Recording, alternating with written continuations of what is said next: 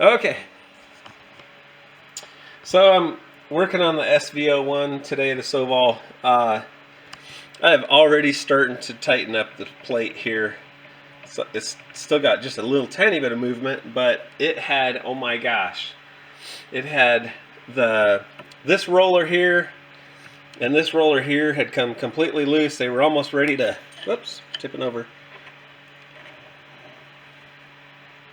I'd have to edit that out. Anyhow, those two rollers, the front one and the back one on the right hand side, they were almost ready to, the nut was about ready to fall off.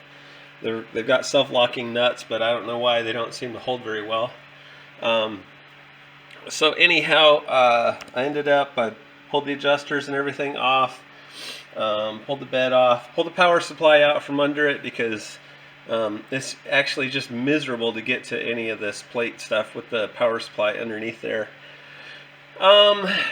Okay, so that being said, I'm just throwing this out as a reminder to you that sometimes these printers tend to shake themselves to death with the acceleration and whatnot that they have when they're printing.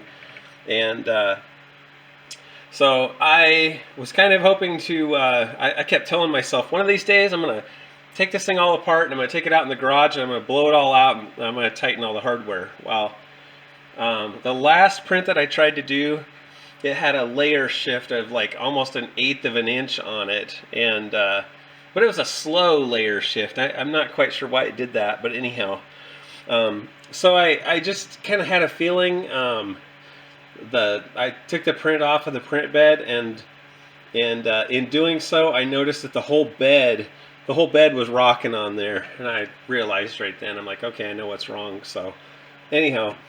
So I am also flipping this hardware over to put the nuts on the bottom. Yes, they would hit the power supply if I left the power supply underneath there, but I am actually going to relocate the power supply just onto the desk beside my printer. That space is not being used for anything else anyhow, and it makes it so much easier to maintain and clean the printer if you don't have that power supply underneath there.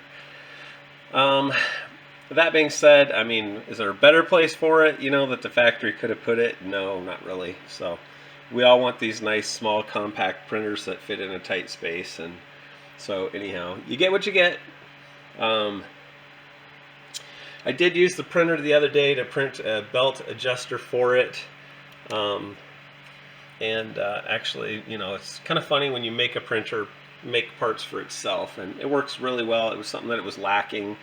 I need to print another adjuster for the front here so that I can tighten up those belts as necessary. So, okay, well anyhow, I'll end that. The battery's going to die on my camera anyhow. So, like I said, I'm moving the power supply off to the side, flipping the bolts over for those rollers, and then I'm just going to tighten all the hardware up on this whole machine because it's falling apart, literally. So, all right, well thanks. Sorry I have not made a video for a while. Part of it I'm gonna blame on the 150% Cessna 152. The thing is huge. It's gonna have a 9.5-foot wingspan, which equates to about 450 hours of print time. So that, and I have, you know, dozens of other airplanes in the works. So anyhow, airplane parts everywhere. There's the tail. Here's a wing for any clips in here. Here's some airplanes ready to go. So anyhow. Okay, and then we'll end with the great state of South Dakota seal on the old state flag. So anyhow, we used to be the Sunshine State. Today that would hold true. It looks beautiful outside, even though it is 38 degrees and it feels like 32 degrees, I think it said. Anyhow. Okay, y'all have a great day, and we will talk to you soon.